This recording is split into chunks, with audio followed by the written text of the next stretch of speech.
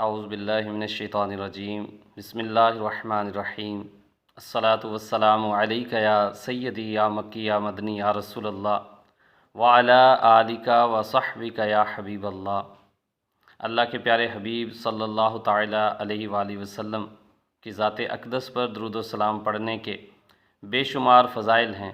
آپ صلی اللہ علیہ وسلم کا ارشاد پاک ہے کہ جو مجھ پر ایک مرتبہ درود پاک پڑھتا ہے اللہ تبارک و تعالیٰ اس پر 10 بار رحمت نازل فرماتا ہے، اور جو مجھ پر 10 بار درود پاک پڑھتا ہے تو اللہ تبارک و تعالیٰ اس پر 100 بار رحمت نازل فرماتا ہے، اور جو مجھ پر 100 مرتبہ درود پاک پڑھتا ہے تو اللہ تبارک و تعالیٰ اس کی دونوں آنکھوں کے درمیان لکھ دیتا ہے کہ یہ بندہ نفاق اور دوزخ کی آگ سے بری ہے۔ سبحان اللہ، کتنی بڑی فضیلت۔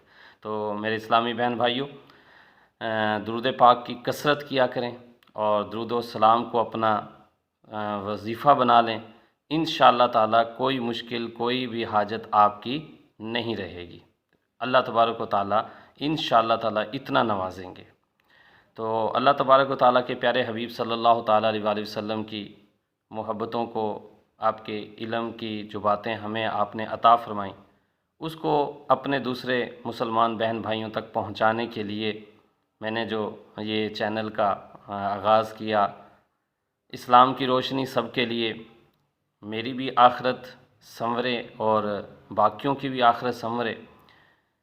میری وجہ سے، میری تھوڑی سی اسٹڈی کرنے سے اور کسی کو بتانے سے اگر کسی کی دنیا اور آخرت سنورتی ہے تو اس میں میری بھی دنیا اور آخرت کی بھلائی ہے۔ اسی درد کو محسوس کرتے ہوئے یہ چینل بنایا، اور اس کے ذریعے آپ تک کوشش کرتا ہوں کہ کچھ علم دین حاصل کروں اور وہ علم دین آپ تک پہنچاؤں۔ اللہ تبارک و تعالی ہم سب کو عمل کرنے کی توفیق عطا فرمائے۔ آج کا جو ٹاپک سلیکٹ کیا ہے وہ علم دین اور علم کی روشنی پہ ہے، اور یہی علم ہے جو انسان کو اشرف المخلوقات بناتا ہے۔ اللہ تبارک و تعالی علم کے معاملے میں، علم کے بارے میں اور اس کی فضیلت کے بارے میں قرآن پاک میں ارشاد فرماتا ہے۔ اللہ تبارک و تعالی پارہ نمبر 22 میں ارشاد فرماتا ہے، ترجمہ: اللہ عز و جل سے اس کے بندوں میں سے وہی ڈرتے ہیں جو علم والے ہیں۔ جو علم رکھتے ہیں تو اللہ تبارک و تعالیٰ کے ہر حکم کو وہی بجا لاتے ہیں جن کو اللہ تعالیٰ نے علم عطا فرمایا ہے۔ نیکیاں کرنے کا جذبہ پیدا ہوتا ہے، اور برائی سے منع ہونے کا ہمیں پتہ چلتا ہے۔ تو علم والے جو ہے اللہ کے خوف سے ڈرتے ہیں، کوئی بھی ایسا کام نہیں کرتے جس کا اللہ تعالیٰ نے حکم نہ دیا ہو یا اللہ تعالیٰ نے اسے برائی تصور کیا ہو۔ تو پھر اسی طرح ایک اور جگہ پہ پارہ 28 میں اللہ تبارک و تعالیٰ ارشاد فرماتا ہے کہ اللہ تبارک و تعالیٰ تمہارے ایمان والوں کے اور ان کے جن کو علم دیا گیا ہے درجے بلند فرمائے گا۔ یعنی ایمان لانے کی جو شرط ہے نا، وہ بھی علم پر ہی ہے۔ ہم کسی کو بھی اگر مسلمان کرنا چاہیں تو ہم ڈائریکٹلی اس پہ کلمہ پیش نہیں کرتے، بلکہ پہلے اس کو جو ہے اللہ عز و جل کے بارے میں بتاتے ہیں، اللہ کے فرشتوں کے بارے میں بتاتے ہیں، اللہ کی کتابوں کے بارے میں بتاتے ہیں، اور اسی طرح اللہ کے رسولوں کے بارے میں بتاتے ہیں، اور بری اچھی تقدیر کے بارے میں بتاتے ہیں۔ تو یعنی اللہ عز و جل نے جو کلمہ طیبہ دیا ہے، اس کلمہ طیبہ سے پہلے مسلمان ہونے کی جو ریکوائرمنٹ ہے وہ علم ہے، کہ علم سے پہلے تم مان لو کہ اللہ تبارک و تعالیٰ کی ذات اقدس ہے اور اللہ کے رسول ہیں اور سارا نظام اللہ عز و جل کا ہے۔ جب وہ اس چیز کا تصور علم دین حاصل کر کے دل سے مان لیتا ہے تو پھر اس کو ہم کلمہ طیبہ کا جو ذکر کروا کے اسے دائرہ اسلام میں داخل کرتے ہیں۔ تو علم ہونا برکیف بہت ضروری ہے۔ پھر اللہ تبارک و تعالیٰ ایک اور جگہ فرماتا ہے، تم فرماؤ کیا برابر ہیں جاننے والے یعنی علم والے اور انجان جن کے پاس علم نہیں؟ نصیحت تو وہی مانتے ہیں جو عقل یعنی علم والے ہیں۔ تو اس کلام پاک کی روح سے ہمیں پتہ چلا کہ علم والے جو ہیں اور جو بغیر علم والے ہیں وہ برابر نہیں ہو سکتے۔ تو ہم ایک عالم دین اور ایک عام سادہ انسان کو برابر نہیں کر سکتے، نہیں تصور کر سکتے۔ تو علم دین سیکھنا ضروری ہے، اس لیے فرمایا گیا کہ علم حاصل کرو، چاہے تمہیں چین جانا پڑے، محاورتاً فرمایا گیا، یعنی جتنا بھی دور سے تمہیں علم حاصل کرنا پڑے تو تم علم حاصل کرو۔ اسی طرح ایک صحابی جو ہے وہ ایک حدیث پاک سننے کے لیے دور دراز کا سفر کر کے گئے اور انہوں نے حدیث پاک کا علم حاصل کیا۔ تو ہمیں بھی علم سیکھنا چاہیے اور علم کی شمع لینی چاہیے، پھر اس علم کو اپنے تک محدود بھی نہیں رکھنا، بلکہ جہاں تک ممکن ہو اس علم کو دوسروں کے لیے نفع بخش بنائیں، دوسروں کو سکھائیں، دوسروں کو بتائیں۔ تو اللہ تبارک و تعالی ہم سب پہ اپنا کرم فرمائے اور ہمیں علم دین عطا فرمائے، علم کی سوجھ بوجھ عطا فرمائے۔ علم دین جب آپ کے پاس آئے گا نا تو پھر ہر دنیاوی علم آپ کے لیے فائدہ مند ہوگا۔ تو ہم کبھی ایسا نہ سوچنے لگ جائیں کہ علم دین ہی کی بات ہو رہی ہے۔ علم دین سے مراد ہے خوف خدا، علم دین سے مراد ہے پرہیزگاری، اور علم دین سے مراد ہے اللہ عز و جل کے پورے نظام کو جانچنا اور اللہ ہی کا اقتدار ماننا۔ تو جب ہم یہ سارا تصور کر کے دنیاوی علم حاصل کریں گے تو اس سے بھی ہمیں پتہ چلے گا کہ ہم نے اس علم کو دوسروں کے لیے نفع بخش بنانا ہے۔ ہم نے اپنا جو نظام ہے وہ صحیح طور پہ اللہ اور اللہ کے رسول کے احکامات کے مطابق بغیر علم کے ہم چلا نہیں سکتے۔ تو علم دنیا ہے یا علم دین ہے، اللہ اور اس کے رسول کی رضا حاصل کرنے کے لیے اگر ہم سیکھیں گے، سکھائیں گے تو انشاءاللہ تعالیٰ اس سے دنیاوی فوائد بھی ہمیں حاصل ہوں گے اور آخرت کے فوائد بھی ہمیں حاصل ہوں گے۔ تو طالب دین جو ہے وہ اللہ عز و جل کی راہ میں رہتا ہے۔ اللہ تبارک تعالیٰ کے پیارے حبیب صلی اللہ تعالیٰ علیہ وآلہ وسلم ارشاد فرماتے ہیں، جو شخص طلب علم کے لیے گھر سے نکلا تو جب تک واپس نہ ہوا اللہ عز و جل کی راہ میں ہے۔ اندازہ کریں کہ کتنی فضیلت ہے کہ جب تک وہ علم دین کے سلسلے میں باہر رہے گا وہ اللہ عز و جل کے راستے میں ہونے کا ثواب حاصل کرتا رہے گا۔ پھر جو علم والے ہوتے ہیں، جو عالم ہوتے ہیں، ان کی بھی فضیلت اللہ تبارک و تعالیٰ کے پیارے حبیب صلی اللہ علیہ وآلہ وسلم نے ارشاد فرمایا، والدین کے چہرہ کو دیکھنا عبادت ہے، کعبہ شریف پر نظر ڈالنا عبادت ہے، اور عالم دین کے چہرے پر نگاہ کرنا تمام عبادتوں کی اصل ہے۔ میٹھے اسلامی بہن بھائیوں، پتہ چلا کہ علم سے جو ہے کتنی برکتیں حاصل ہوتی ہیں۔ تو ایک عالم جو ہے وہ علم دین، اللہ اور اللہ کے رسول کے اوپر اچھا علم حاصل کر کے ایک عالم بنتا ہے، تمام احکامات کو اچھے طریقے سے سمجھ کر غور و فکر کر کے عالم بنتا ہے، اور وہ عالم باعمل ہو اور وہ عالم خصوصاً طور پر اللہ اور اللہ کے رسول کے علم کو آگے پھیلانے والا ہو، عمل کروانے والا ہو، جذبہ رکھنے والا ہو، تو ایسے عالم کی زیارت کرنا فرمایا تمام عبادتوں کی اصل ہے۔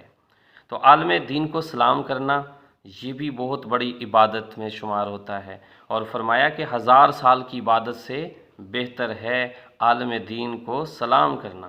آقا کریم صلی اللہ علیہ وآلہ وسلم کا فرمانے عالی شان ہے کہ اے ابن مسعود رضی اللہ تعالیٰ عنہ، تمہارا گھڑی بھر کے لیے علم دین کے حلقہ یعنی درس میں بیٹھنا، اور ایسی حالت میں بیٹھنا کہ نہ تم اس وقت کوئی قلم چھوؤ، یہ بڑی زبردست حدیث ہے، ہمیں اس سے لازمی سبق حاصل کرنا ہے، اور نہ ایک حرف لکھو، تمہارے لیے 1000 غلام آزاد کرنے سے بہتر ہے، اور عالم کے چہرے پر نگاہ ڈالنا اللہ عز و جل کی راہ میں 1000 گھوڑے دینے سے افضل ہے، اور عالم کو سلام کرنا تمہارے حق میں 1000 برس کی عبادت سے افضل ہے۔ میٹھے اور پیارے اسلامی بہن بھائیوں، آپ اس سے خود اندازہ کر لیجئے کہ اب اس میں معاملات کیا آ رہے ہیں کہ آپ کو فرمایا جا رہا ہے کہ جب کسی ایسے علم کی محفل میں بیٹھیں کہ جس میں عالم دین کوئی واعظ فرما رہا ہے، کوئی بیان فرما رہا ہے، تو اس دوران مکمل طور پہ توجہ جو ہے عالم دین کی طرف ہونی چاہیے، ان کی طرف سے جو نکلنے والے موتی ہیں لفظوں کی صورت میں ان پہ غور و فکر کرنے میں ہونی چاہیے۔ اس دوران نہ آپ کچھ لکھیں، نہ کسی چیز کو چھوئیں، بلکہ تمام تر ذہنی طور پر بھی اور فزیکلی طور پر بھی ہم نے متوجہ رہنا ہے عالم کے اوپر، تاکہ وہ ایک لفظ بھی ان کا ضائع ہونے نہ پائے۔ پھر ہم اس کے بعد ہی اچھا علم حاصل کر سکتے ہیں۔ اور یہ پھر نظر بھی ان کے اوپر آپ نے ڈالنی ہے تو اس کا بھی آپ کو ثواب مل رہا ہے، ہر چیز کا ثواب آپ کے نامہ اعمال میں درج ہو رہا ہے۔ تو اس طریقے سے ہمیں علم دین کی محفل میں بیٹھنا ہے، اور پھر عالم دین سے مصافحہ کرنا، انہیں سلام کرنا، ان سے ہاتھ میں ہاتھ ڈال کے مصافحہ کرنا، یہ بھی فضیلت رکھتا ہے۔ اس میں بھی آپ کو میں حدیث پاک سنا دیتا ہوں۔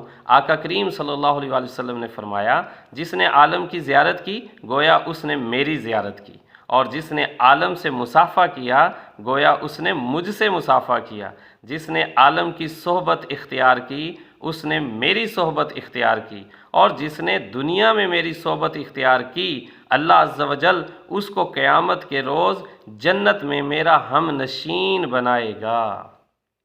اللہ اکبر، سبحان اللہ۔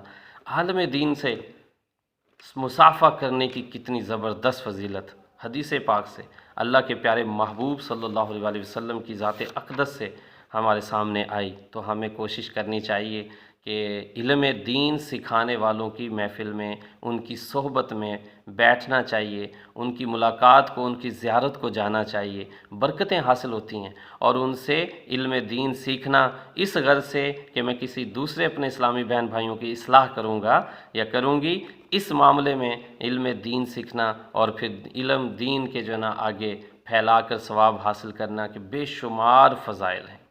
آقا کریم صلی اللہ تعالیٰ علیہ وآلہ وسلم نے فرمایا، علم کی مجلس میں حاضر ہونا 1000 رکعت اور 1000 مریضوں کی عیادت اور 1000 جنازوں میں شریک ہونے سے افضل ہے۔ صحابہ اکرام علیہم رضوان نے عرض کیا، یا رسول اللہ صلی اللہ علیہ وآلہ وسلم، اور قرآن پاک پڑھنے سے بھی؟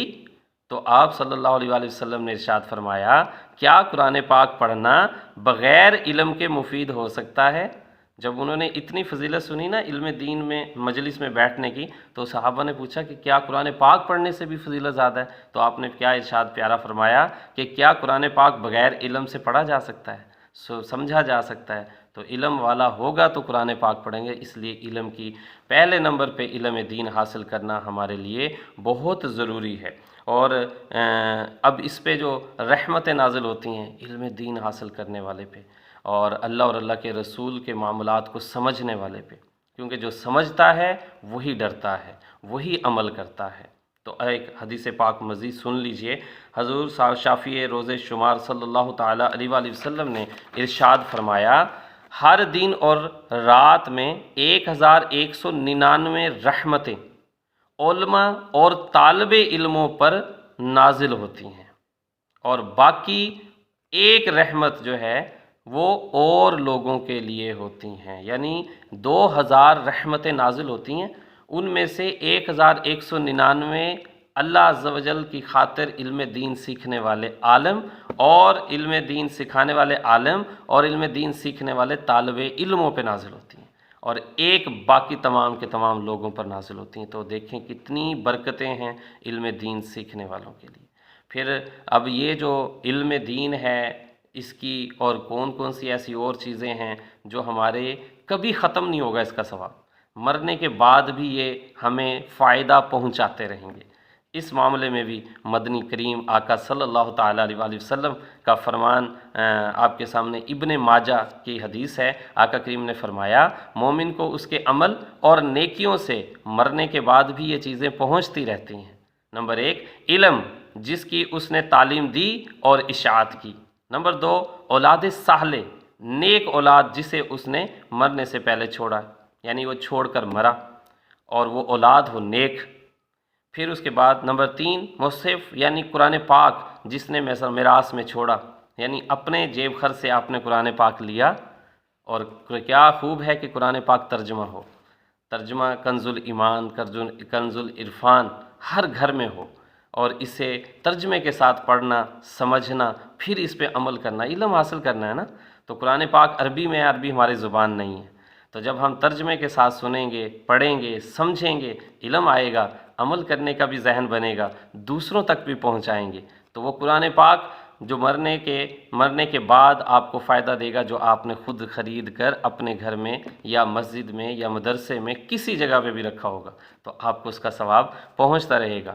اور نمبر 4، جس نے اللہ عز و جل کی رضا کے لیے مسجد بنائی، اور جب تک وہ مسجد قائم و دائم رہے گی اور اس میں نماز پڑھنے والے نماز پڑھتے رہیں گے، اللہ اور اللہ کے رسول کا ذکر کرتے رہیں گے، تو قیامت تک جب تک وہ مسجد آباد رہے گی تب تک اس مسجد میں نمازیوں کی اور ذکر اللہ کرنے والوں کی تعداد کے برابر وہ سارا ثواب اس کو پہنچتا رہے گا۔ نمبر 5، مسافر کے لیے مکان بنا دینا، ان کی پناہ گاہ بنا دینا، جہاں پہ وہ مسافر ٹھہر کر جتنا ٹائم ان کے پاس ہو وہ آرام کر سکے۔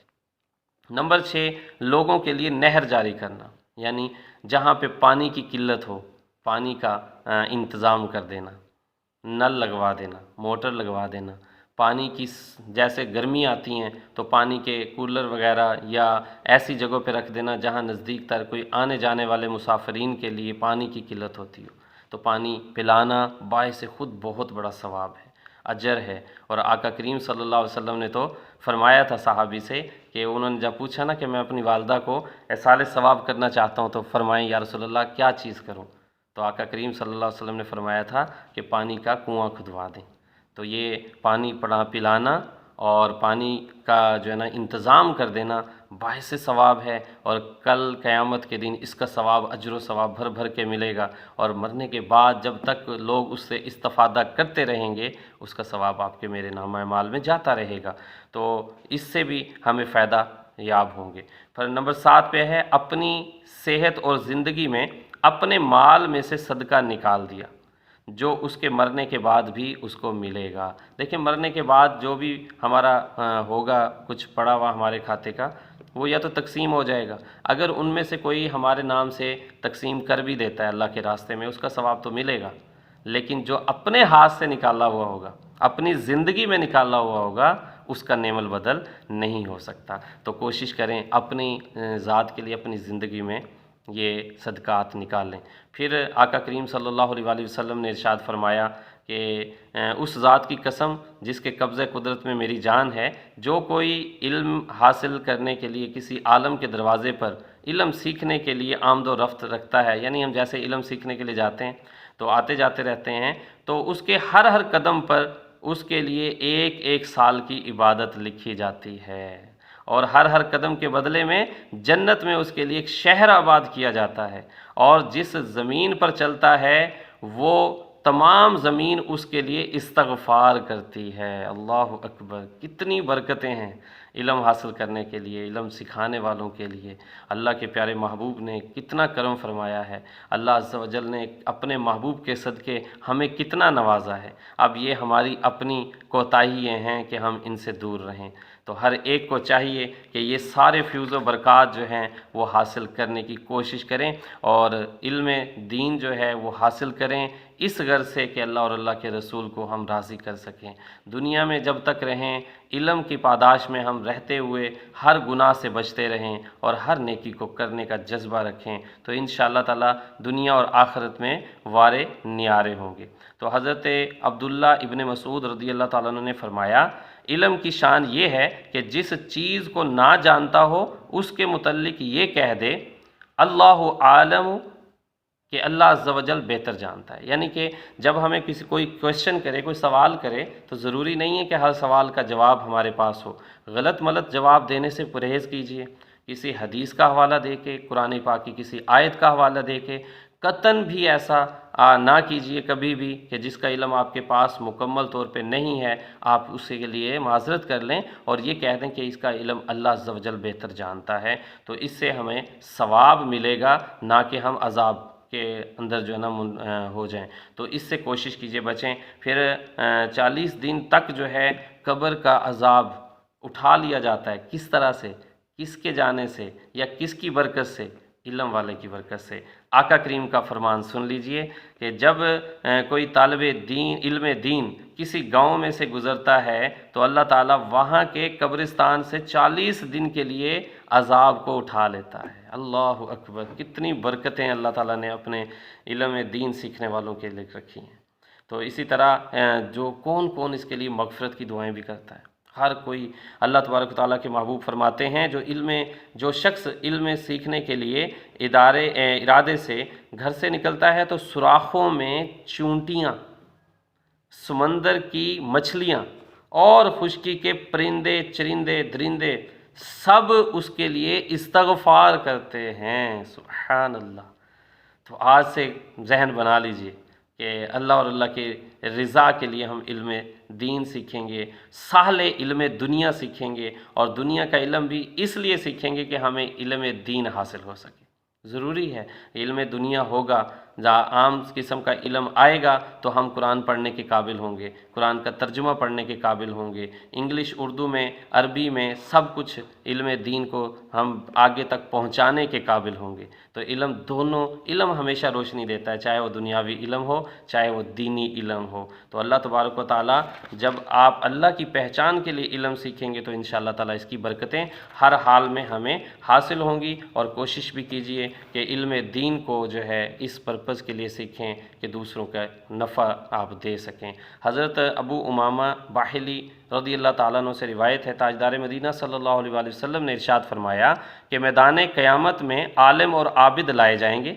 आबिद को अल्लाह अज़्ज़ व जल हुक्म देगा कि तुम जन्नत में दाखिल हो जाओ, और आलिम से कहा जाएगा कि तुम अभी ठहरो और गुनाहगारों की शफाअत करो। सुभान अल्लाह। यानी आलम के लिए और ज़्यादा फजीलत रखी कि तुम बाकी गुनाहगारों को भी जन्नत में लेकर जाएं, तो वो शफाअत करने वाला बनेगा। इसी तरह हज़रत अब्दुल्ला बिन मसूद रज़ियल्लाहु ताला अन्हु ने फरमाया कि अगर अहले इल्म की हिफाजत करें और इसको अहल के पास रखें, यानी उन्हीं को इल्म दें जिनको इल्म की कदर हो, तो इसकी वजह से वो अहले ज़माना के सरदार हो जाएंगे। मगर उन्होंने तो इल्म को दुनिया वालों के लिए ख़र्च किया ताकि इनसे दुनिया हासिल करें, लिहाजा उनके सामने ज़लील होंगे। यानी आलम हो और वो किसी की जिसकी तारीफ़ ना बनती हो उनकी तारीफ़ करें, या इल्म को उन पे ख़र्च करें इस मकसद से कि यहाँ से हमें कुछ माल हासिल हो, तो ऐसे बंदे के लिए फ़रमाया कि ये उनके सामने उनको नफ़ा पहुँचाकर फ़ायदा हासिल नहीं करेगा बल्कि उल्टा ज़लील होगा। तो इससे हमें बचना चाहिए। अल्लाह तबारक व तआला हमें इल्म दीन को समझने, इल्म दीन को हासिल करने और इल्म दीन को दूसरों तक पहुँचाने का जज्बा अता फ़रमाए, और इसकी ज़बरदस्त कोशिश करनी चाहिए।